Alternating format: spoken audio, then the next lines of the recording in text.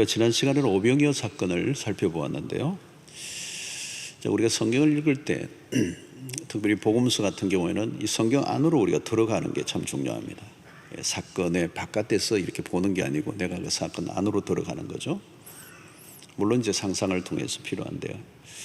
오병이어의 사건이 일어났던 그 현장으로 갔으면 어떤 일이 일어났을까요? 아마 5천 명이 남자, 그리고 아이들, 여자분들 다 포함 2만 명이 그 조그마한 그 아이가 가져온 보리떡 5개, 물고기 2마리로 떼는데 계속 제자들이 떼고 떼도 먹고 배불리 먹고 12광주리가 남았다. 아주 쇼킹한 일이죠. 센세이션이 일어났을 겁니다. 어마어마한 이제 파장을 일으켰겠죠. 이 사건 이후에 무슨 일이 일어났는가를 오늘 여기에서 말씀하고 있는데요. 이 오병이어 사건 직후에 예수님이 행하신 일에 좀 주목할 필요가 있는데, 첫 번째는 제자들을 배를 태워서 베세다 강 건너편으로 보내시고, 그 다음에 무리들과는 작별을 하셨어요. 그리고 예수님은 산으로 올라가서 기도하셨다는 겁니다. 이 세 가지가 연결이 되어 있습니다.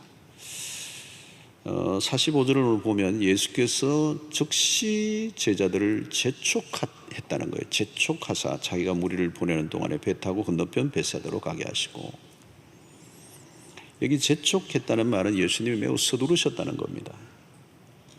강제성을 좀 띈 거예요. 제자들을 빨리 배 타고 가라. 지금 그냥 사라지라는 거예요. 빨리. 왜 그랬었을까요, 여러분? 무엇인가 심각한 상황을 예수님이 감지하신 겁니다.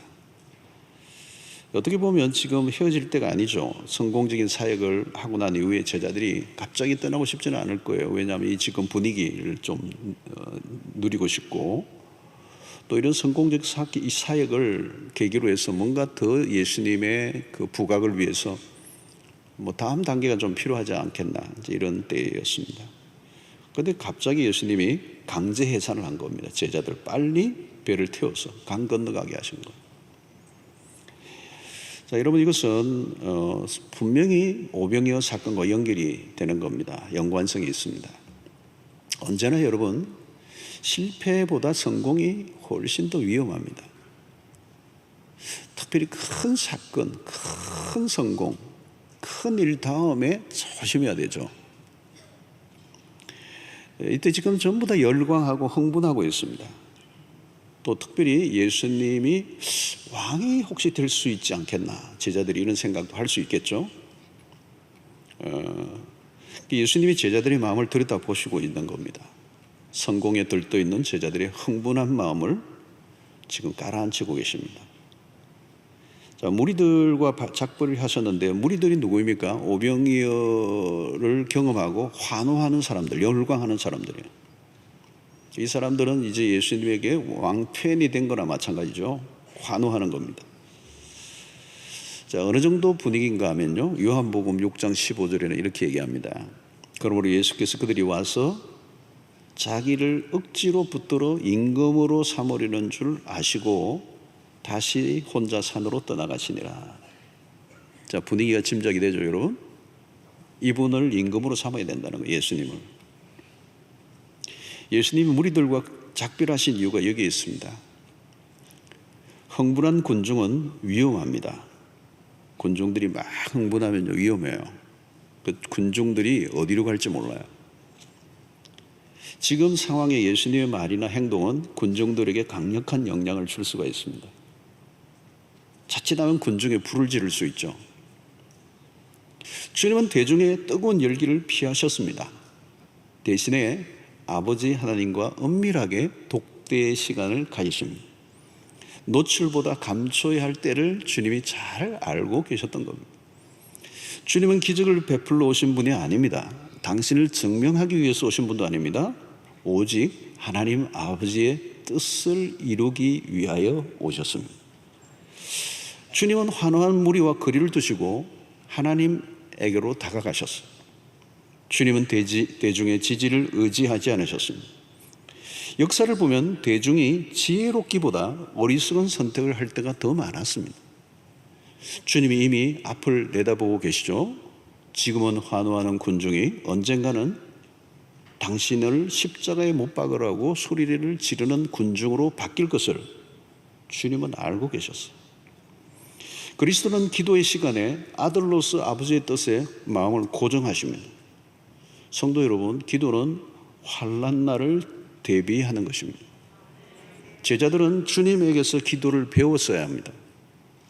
평소의 기도 생활이 참 중요합니다. 평소.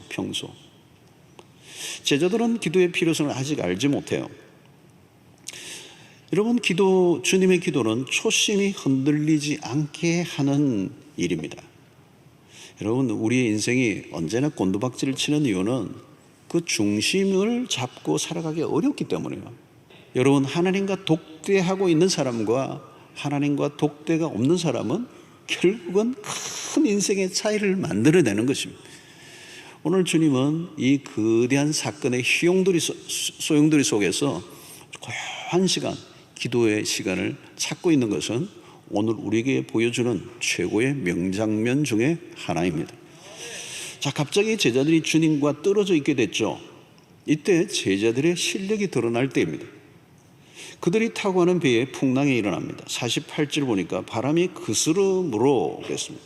역풍이 부는 겁니다. 제자들이 힘겹게 노 젓는 것을 보시고, 엔진이 있는 배가 아닙니다. 노를 젓는 배예요. 그런데 풍랑이 일어나 역풍이 부니까 바람이 그스름으로, 그죠? 언제요? 밤 사경쯤에 바다 위로 걸어서 그들에게 오사 지나가려고 하시며, 자, 여기에서 바람이 그스름으로라고 하는 것입니다. 자, 바람이 거세게 부니까 목적지로 가기보다는 더 밀려가는 겁니다. 종종 갈릴리 바다에는 돌풍이 불어닥쳤습니다. 북쪽으로부터 부는 바람입니다. 제자들은 힘겹게 노를 저어가고 있는데 시간은 밤 사경, 장소는 육지로부터 멀리 떨어져 있는 곳입니다. 요한복음에 의하면 10여리쯤 떨어져 있다 그랬습니다. 시간적으로는 상당히 6시간 이상 소요된 자리로 보여져요. 갑자기 최악의 상황에 휩싸였습니다. 오병이의 사건으로 일어났던 흥분이 한순간에 다 사라져버렸어요. 오병이어 사건은 너무 달콤한 사건이었죠. 그런 순간만 계속된다면 참 예수님이 제자할 만하죠. 어깨가 으쓱하고 자신감이 넘쳐 흘렀을 것입니다. 그런데 한순간에 전혀 다른 상황과 마주치게 되었습니다. 롤러코스터를 탄 것과 같아요. 오병이의 기적의 순간에는 별 문제가 없었습니다. 떡을 나눠주기만 하면 됐어요. 그러나 그런 신나는 일은 계속 일어나는 것이 아닙니다. 삶의 현장은 언제나 돌풍과 같은 것들이 밀어닥친다는 거예요. 돌풍이 뭡니까? 예고 없는 거예요. 예고.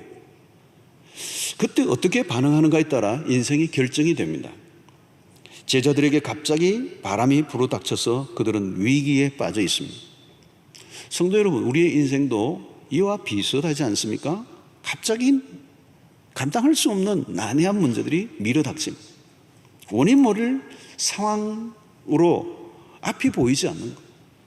갑작스러운 사건에 휘말리다 보면 표류하는 배와 같이 어디로 갈 바를 알지 못하는 상황에 내몰릴 때가 참으로 많이 있습니다. 인생이 힘들어할 때가 언제입니까? 앞으로 가야 되는데 앞으로 못 가는 거예요. 뒤로 밀리는 거예요, 인생이. 갑작스러운 돌풍이 우리의 인생을 그렇게 만들어버리는 것입니다. 성도 여러분, 이럴 때 우리에게 필요한 것이 무엇입니까? 믿음이 필요합니다. 문제는 믿음이 갑자기 생기는 게 아니라는 거예요. 평소에 닦아 놓았던 믿음이 중요해요. 주님은 제자들이 믿음으로 반응하기를 원하셨습니다. 그런데 어떻게 그들이 반응했습니까? 49절에 보니까 제자들이 그가 바다 위로 걸어오심을 보고 유령인가 하여 소리 지르니 그랬어요. 두려움에 떨고 있는 겁니다. 왜? 유령이라는 거예요. 유령이. 자, 여러분, 여기서 눈길을 끄는 대목이 있는데 그것은 예수님이 도시로 다가오셨는데 그들은 두려워 난리가 났어. 조금 전까지 함께 했던 예수님입니다. 조금 전까지 함께 하셨던 예수님, 오병이의 기적을 행하셨던 그 주님을 유령으로 봤다. 착각 중에 착각입니다. 여러분, 위기의 순간에 주로 사람들에게 일어나는 현상 중에 하나는 착시 현상이라는 게 있습니다. 착시 현상. 사물을 정확하게 보는 눈이 사라져버린 겁니다. 어려움에 처해 있으면 당황을 하고 그 당황이 길어지면서 절망에 빠지면 결국은 상황을 파악하지를 못해요. 그래서 문제의 바다에 표류하게 되는 것입니다. 자, 제자들은 오랜 시간 바람을 거슬러 노를 저오던 가운데 이미 지쳐 있어요. 제자들은 위기에 빠져 있고 그들은 한둘이 아니라 12명이 집단적으로 패닉 상태에 빠져 있습니다. 자, 왜 제자들이 이런 실수를 저질렀을까? 그들은 예수가 물 위로 걸어오실 거라고 전혀 기대하지 않았어요. 이게 뭐예요, 여러분? 불신앙입니다. 지금 이 시간 바다 위로 걸어오실 분이 예수밖에 더 있겠습니까? 제자들은 아직 예수가 누구인지 잘 모르고 있는 거예요.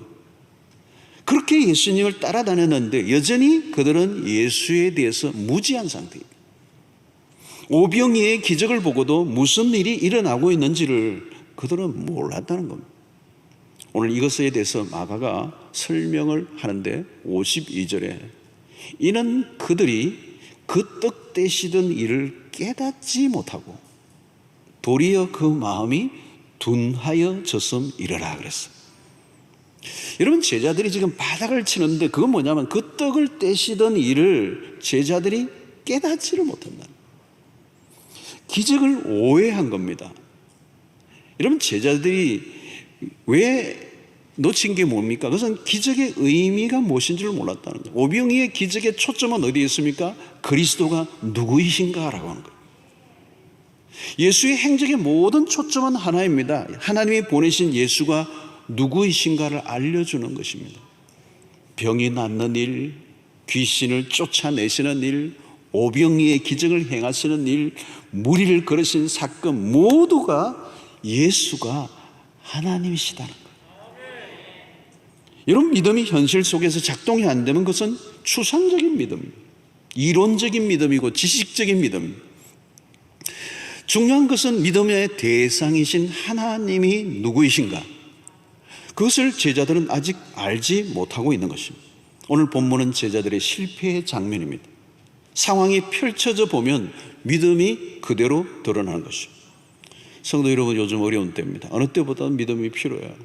그런데 평소에 믿음을 단련해야 하는 이유는 이런 어려운 현실에 그 믿음이 필요하기 때문입니다. 오병의 기적의 현장에서 떡을 떼어줄 때는 주님이 시키시는 대로 하면 되었어요. 그러나 풍랑이는 바다 위에서는 자기들의 믿음이 필요한 거예요. 제자들은 오병이의 현장과 풍랑이는 바다 위로 믿음이 연결되지 않았어요. 여러분, 연약한 믿음의 특징이 여기에 있습니다. 어디에서는 통했는데 어디에서는 안 통하는 거예요. 들쑥날쑥한 믿음입니다. 상황에 따라 전혀 다른 믿음을 반응을 일으킨다면 그것은 믿음이 좋은 믿음이 아닙니다. 주님과 함께하는 동안에는 믿음이 있어 보였어요. 그러나 주님과 거리가 떨어지자 그들의 실력이 금방 드러나고 말았습니다. 여러분, 오늘 주님이 계시지 않을 때, 오늘 함께하지 않았을 때 이 제자들이 그들의 믿음의 진면목이 드러날 순간이었습니다. 물결로 인해 어려움을 당하지 말자 주님이 찾아올 수도 있었지만 주님은 시간을 끌었어요. 한참 시간이 지난 후에야 찾아오셨습니다. 그 이유가 뭘까요? 제자들의 믿음을 테스트한 것입니다. 오늘 여러분들의 삶 속에 어려움이 있다면 주님이 오늘 우리의 믿음을 보기를 원하십니다. 그리고 우리의 믿음으로 넉넉히 이길 수 있음을 훈련을 시키시는 것이죠.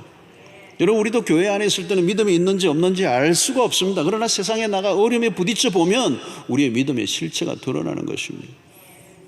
오병이의 기적이 일어난 현장에는 예수님이 중심에 탁 계셨습니다. 그리스도가 하나님 되심을 확실하게 드러내셨죠. 그렇다면 풍랑이는 바다 한가운데 찾아오시는 주님을 믿었어야 했는 것입니다. 성도 여러분, 그리스도가 오늘 우리에게 어디에 있습니까?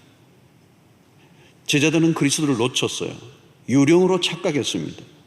물 위로 걸어오실 것이라고 상상도 하지 못했습니다. 그리스도가 누구인지 몰랐던 것이죠. 그리스도는 물 위로 걸어오시고도 남으시는 분이시죠. 문제는 무엇입니까? 오늘 마가의 이 설명은 그들이 깨닫지 못했다는 것, 마음이 둔하여졌다는 것.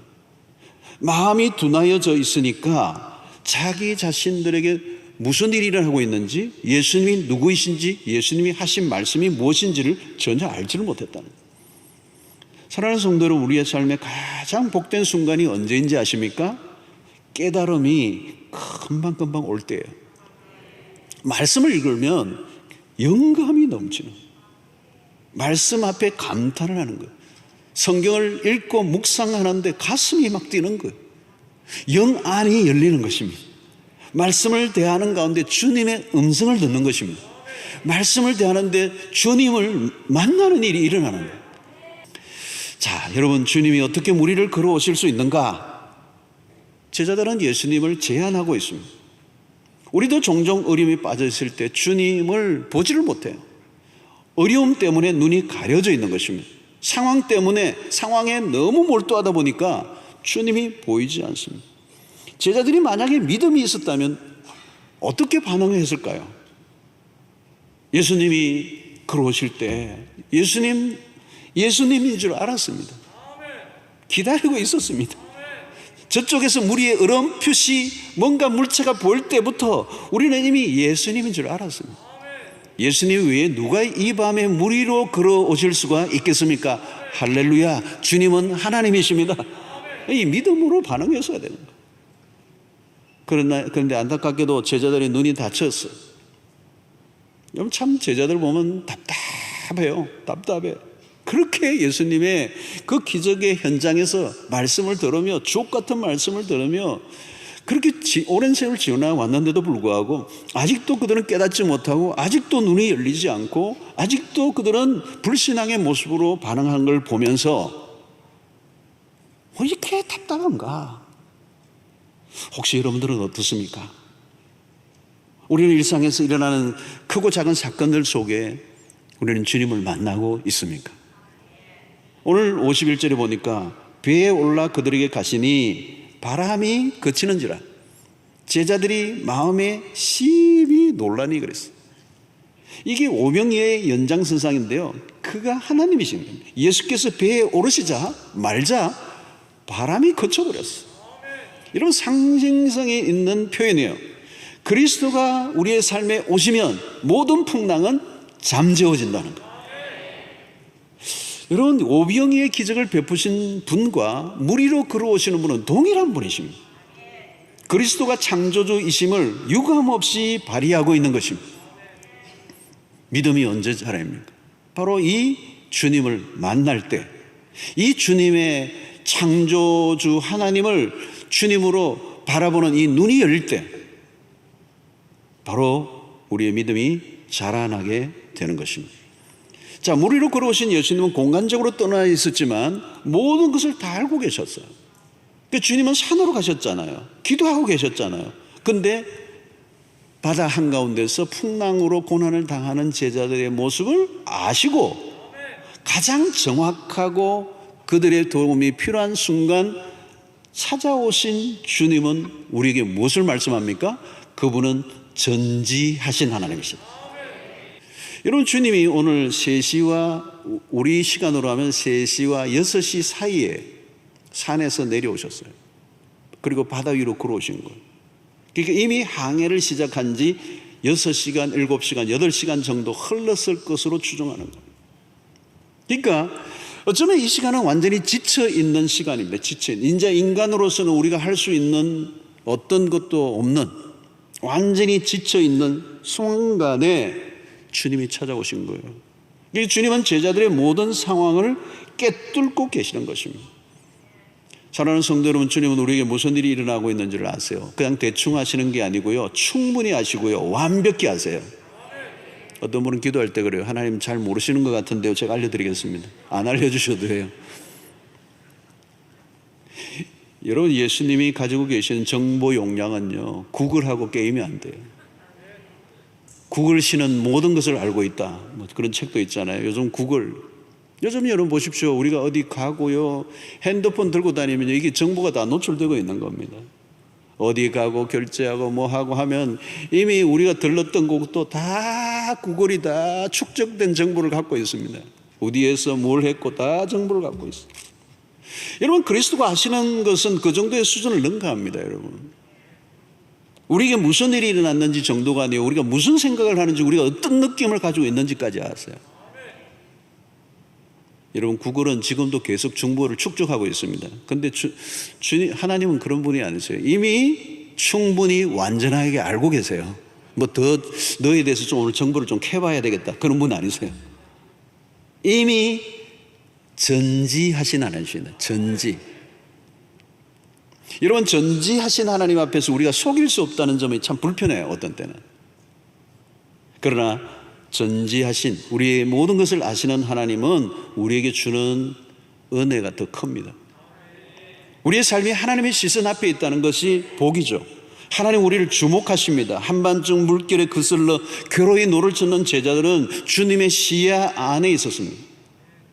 시야 안에 있다는 말은 돌봄 가운데 있다는 겁니다.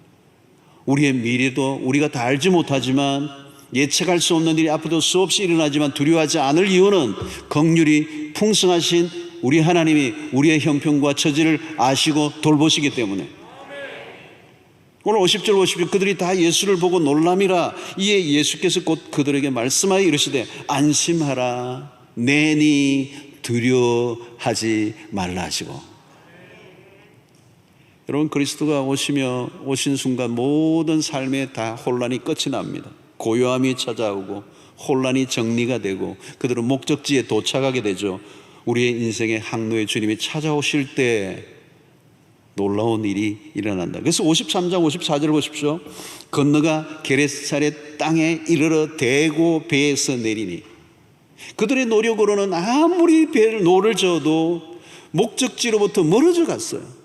도달할 수가 없었어요. 자기의 계획과 자기의 모든 수단과 방법을 다 동원해도 다가갈 수 없었는데, 주님이 배에 타시자 풍랑은 멈추고 그들의 배는 목적지에 대어 배에서 내리니. 사랑하는 성도 여러분, 오늘 우리의 삶에도 그런 역사가 있게 되기를 축원합니다. 우리의 삶에 주님이 함께 동행하시면 이 풍랑이 잠잠게 될 줄로 믿습니다. 우리의 삶을 사는 동안에 위기는 수없이 찾아오죠. 사건에 휘둘리면 정신을 잃고 혼란에 빠집니다. 분별력도 사라져버립니다. 착시 현상이 일어납니다.